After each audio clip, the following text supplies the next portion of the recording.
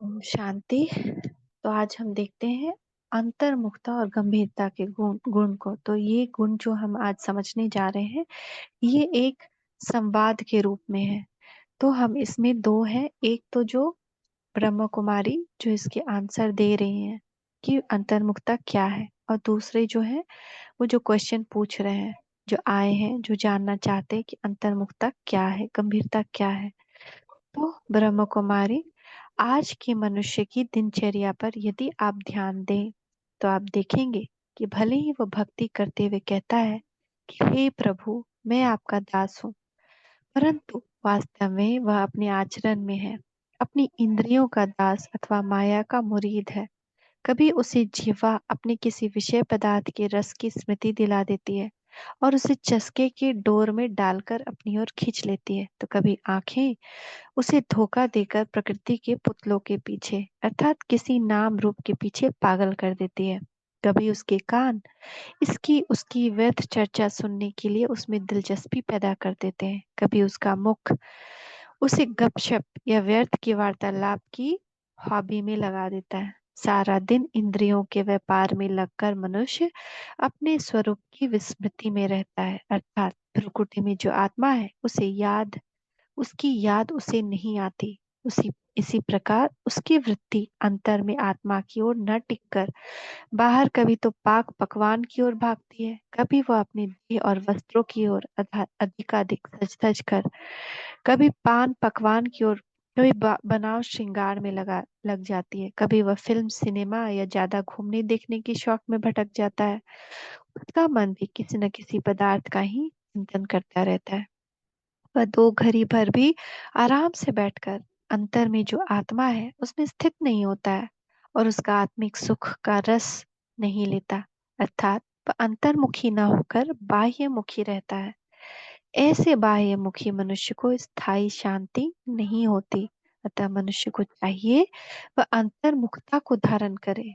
अंतर्मुखता सभी दिव्य गुणों की खान है। सारे दिव्य गुण इस गुण एक गुण के साथ आ जाते हैं। इस गुण की धारणा पर यदि पूरा ध्यान दिया जाए तो गुण इस गुण के साथ ही साथ आ जाते हैं। जैसे जिज्ञासु बहन फिर पूछती है, बहन जी, आपने पहले एक बार समझाया था कि दिव्य गुणों की धारणा से मनुष्य देवता बनता है और आसुरी गुणों की धारणा से असुर। अब यदि एक अंतर्मुखता को धारण कर लेने से मनुष्य में सभी दिव्य गुण आ जाते हैं, तो मैं तो इस गुण को धारण करने के लिए पूरा पुरुषार्थ करूंगा। परंतु बहन जी, मुझे थोड़ा और स्पष्ट समझाइए, इस गुण को अंतर्मुखता क्यों कहते हैं और अंतर्मुख को धारण करने से क्या अभिप्राय है, क्या मतलब है? अंतर्मुखता में मुख शब्द क्यों है? तो ब्रह्म कुमारी कहती है, ये मुख ही सारे शरीर में मुख्य है। शरीर के इस भाग को ही देखने, सुनने, बोलने, खाने आदि की इंद्रियां तथा सोचने का साधन मस्तिष्क भी है।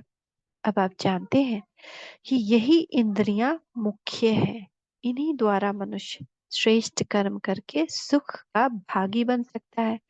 और यदि वह मनुष्य के द्वारा पाप की बातें सोचे, आंखों द्वारा काम, क्रोध, लोभ, मोह या अहंकार की दृष्टि से देखे, कानों द्वारा अश्लील तथा पतन की बातें सुने, मुख द्वारा कड़वा या दुखदायक वचन बोले अथवा खान पान के व्यसन में पड़ जाए, तो वह दुख का भागी बनता है। अब जो मनुष्य शरीर के अंतर में की आत्मा को नहीं जानता अथवा जानते हुए भी उसको भूल जाता है, वह तो विषय विकारों में पड़कर अपने जीवन को गवा देता है। परंतु जो जानता है और याद रखता है कि मैं शरीर नहीं हूँ बल्कि शरीर में रहने वाली आत्मा हूँ, उसका देखना, सुनना, सोचना, बोलना आदि निराला होता है। वह अंतरात्मा के स्वरूप में स्थित होकर कर्म करता है, इसलिए उसे अंतर्मुखी कहते हैं। अंतर्मुखता का भावार्थ, अतः अंतर्मुखता को धारण करने का एक भावार्थ तो यह है कि मुख में जो आंख, कान आदि इंद्रियां हैं, उन द्वारा मनुष्य केवल वही दृश्य देखे, वही बातें सुने, वही वचन बोले, वैसा ही भोजन करे जिससे कि देह के अंतर में स्थित आत्मा की उन्नति हो। आत्मा से विमुख होकर वह कर्म न करे। इस प्रकार अंतर्मुखता में बुरा मत मानो, बुरा मत बोलो, बुरा मत देखो, बुरा मत सोचो आदि की शिक्षा की धारणा समाई हुई है।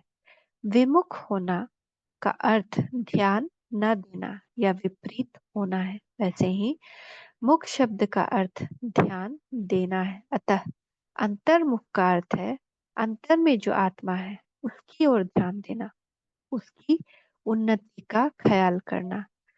दूसरे अंतर्मुखता का यह भी अर्थ है कि जो भी कर्म करो उसको करते समय बुद्धि में अंत स्थित आत्मा की स्मृति हो। उदाहरण के तौर पर जब मनुष्य आंखों द्वारा देखता है तो बाहर के दृश्य में ही ना खो जाए, बल्कि यह याद रखे कि बाहरी आंखों द्वारा देखने वाला अंदर में मैं आत्मा हूँ। आंखें तो मानो एक कैमरा या लेंस है जो कि मस्तिष्क पर वस्तु का प्रतिबिंब डालते हैं, परंतु मैं इसका मालिक एक चेतन आत्मा हूँ। जब वह मुख से बोलता है तो उसे स्मृति रहनी चाहिए कि यह मुख तो माइक्रोफोन की तरह एक यंत्र है। बाहर स्थित मुख से बोलने वाला अंतर स्थित में मैं एक आत्मा हूँ। इस प्रकार वह हर कार्य व्यवहार करता हुआ स्वयं को देह न निश्चय करके ऊपर के ऊपरी भाग अर्थात मस्तिष्क अथवा भ्रुकुटी के अंतर में रहने वाली आत्मा निश्चय करे। अतः अंतर्मुखता का भावार्थ है आत्मनिश्चय बुद्धि होना अथवा शरीर में रहते हुए भी विदेही स्थिति को प्राप्त होना। भ्रुकुटी के अंदर मैं आत्मा हूँ। तीसरे अंतर्मुखता का भी यह अर्थ है कि हम कान, आंख आदि द्वारा बाह्य जगत में जो कुछ सोचते हैं, सुनते हैं, उसके अंतर में स्थित आत्मा पर घटाएं। अर्थात बाहर जब हम अपना घर देखते हैं तो हमारी वृत्ति तुरंत अंदर को जाए तथा हमारे मस्तिष्क में फौरन यह विचार उठे, मुझ आत्मा का तो घर परम धाम है। बाहर आंखों द्वारा हम कार देखते हैं तो हमारे मन में ये संकल्प उत्पन्न हो कि यह शरीर भी एक कार की तरह है, मैं इसका ड्राइवर में तो वास्तव में इससे अलग एक आत्मा हूँ। आप जानते हैं कि आज मनुष्य की वृत्ति बाहर भटकी हुई है। वह मुख में स्थित आंख, कान द्वारा आदि बाहर के जगत में भटक जाती है, कभी भी लौट कर आत्मा की ओर अर्थात मुख के अंतर में नहीं जाती। इस कारण मनुष्य को अपने आप को और अपने बाप को भूलकर कभी किसी विषय में और किसी वासना में परे होने से दुखी है। अतः अब अंतर्मुखी होने की जरूरत है। चौथा, अंतर्मुखता का एक भावार्थ यह भी है कि मनुष्य को यह ध्यान रहे कि जितना कर्म आवश्यक हो उसे करके वह अंतर में जो आत्मा है उसमें टिक जाए।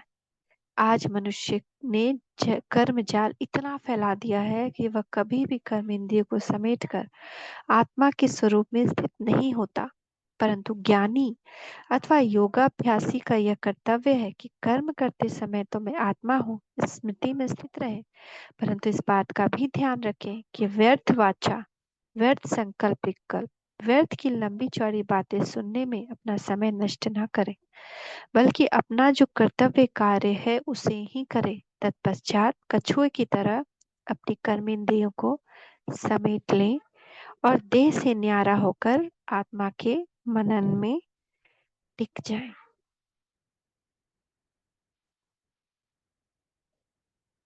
अंतर्मुखता को धारण करने का एक भावार्थ यह भी है कि मनुष्य अपने अंतरात्मा यानी मन बुद्धि की चेकिंग करता रहे हर ट्रैफिक कंट्रोल पे कि उसके कोई विकार या संकल्प विकल्प तो नहीं घुसाया। बाह्य मुखी मनुष्य इस बात का ध्यान नहीं देता, वह तो कर्मेंद्रियों द्वारा कर्म करने में ही तत्पर रहता है और बाह्य जगत को ही देखता रहता है। अंतर में क्या हो रहा है, मन में कोई विकार तो नहीं घुसाया, इस बात से वह विमुख रहता है। इस प्रकार यदि आप अंतर्मुखता धारण करेंगे तो आप में अनेक सद्गुण आएंगे और दुर्गुण निकल जाएंगे। आप आत्मिक अथवा अतीन्द्रिय सुख के भागी भी बनेंगे। तो आज जितना भी हमने अंतर्मुखता में जाना उसको धारण करें, उस पर सोचें, चिंतन मनन करें और हर टाइम में चेकिंग करें। मैं अंतर्मुखता में स्थित हूँ, क्या मैं त्रिलोकीनाथ बनकर के कर्म कर रही हूँ, क्या दृढ़ता की शक्ति है? सहनशीलता और नम्रता का गुण मैंने धारण किया है? क्या मैंने मित्र बनाने की जीवन की कला को अपने जीवन में धारण किया है? हम 15 दिन तक इस पे अभ्यास करेंगे। कल हम और अंतर्मुखता पे ही जानेंगे, लेकिन जीवन जीने की कला, मित्र बनाने की कला जो हमने पहली कला सीखी है, उसको हम 15 दिन तक यूज करेंगे अपने जीवन में। शत्रुता को खत्म कर बस मित्रता ही मित्रता भरेंगे। ओम शांति, ओम शांति, ओम शांति।